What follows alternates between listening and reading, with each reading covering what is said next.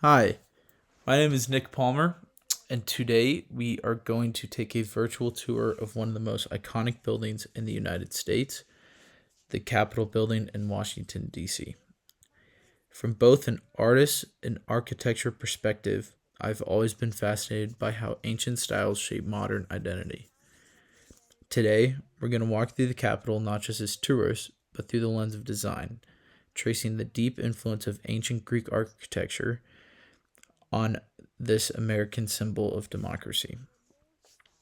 We are going to stop at five key locations: the East Portico, the Capitol Rotunda, the Hall of Columns, the Capitol Pediments, and the Statue of Freedom. Let's begin. Our tour begins at the East Portico, the face of the Capitol and a clear nod to ancient Greece.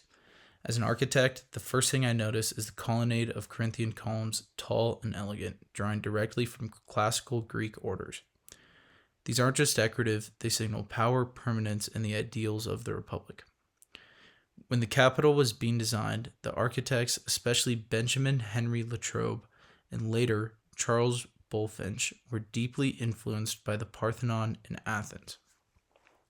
They used symmetry, balance, and monumental scale to communicate a message that America was the heir to democracy. From an artist's perspective, the detailing on the columns, the leaves, the fluting is as much about beauty as it is about symbolism. Every detail reinforces a connection to the democratic ideals of ancient Greece. As we step inside, we enter the Capitol Rotunda, a breathtaking circular hall that feels almost sacred. The rotunda's sheer scale reminds me of the Parthenon's inner sanctum, where Athena once stood. Here, though, this focus is civic virtue, not divine presence.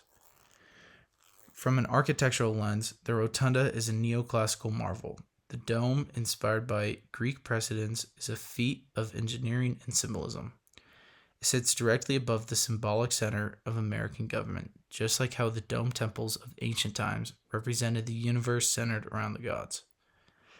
As an artist, however, what truly strikes me are the murals. The apotheosis of Washington, painted on the dome ceiling, depicts the first U.S. president rising to heavens like a Greek god. The parallels to how Greeks idealized their leaders and heroes in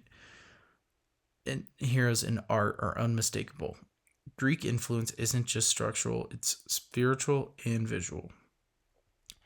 On our next stop, we walk into the Hall of Columns, located in the House Wing. This corridor is lined with 28 fluted columns, again in the Corinthian order. If you close your eyes and imagine the stoa of an ancient Greek temple, this hall might come to mind. From an architectural perspective, this hall is about rhythm and procession. The repetition of columns draws the eye forward, giving a sense of movement and grandeur, a technique perfected by the Greeks. It's a functional hallway, yes, but it's also ceremonial. Artistically, the lighting here is subtle, bouncing off the marble surfaces and casting shadows that make the columns feel alive.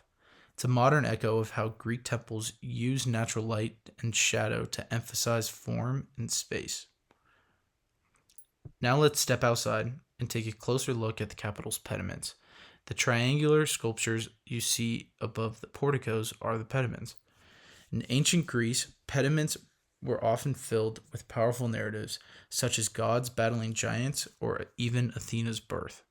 Here, American sculptors continued that tradition. One pediment shows the genius of America, flanked by figures representing justice and hope. Another depicts scenes from early American history. As an architect, I admire how these pediments are seamlessly integrated into the structure, just as they were in the Parthenon. They form a story in stone, crowning the building with ideals and identity. From an artist's perspective, the composition, the movement, and the balance mirrors classical Greek sculpture. Even in a modern nation, we still tell stories in the ancient way, in marble, and at the highest point of our temples. Finally, on our last stop, we reach the Statue of Freedom.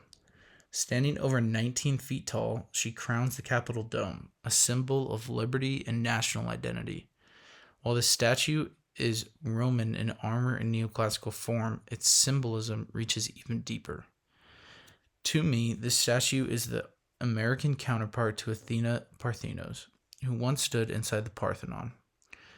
Both are warrior women, guardians of their cities, and perch above the world to protect and inspire. As an artist, I appreciate the fluidity of her robes and the quiet strength in her stance. And as an architect, I see how placing her at the dome's peak creates a vertical axis of ideals, from the people on the ground to the very top of the nation's government, watching over by liberty herself. And that concludes our tour.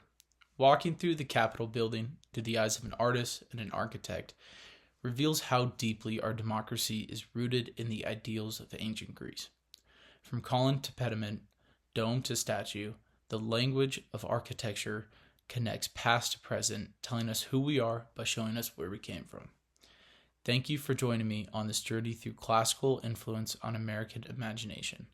I hope you've seen the Capitol in a little bit of a new light, and not just as a political building, but as a living monument to our history, design, and democratic ideals.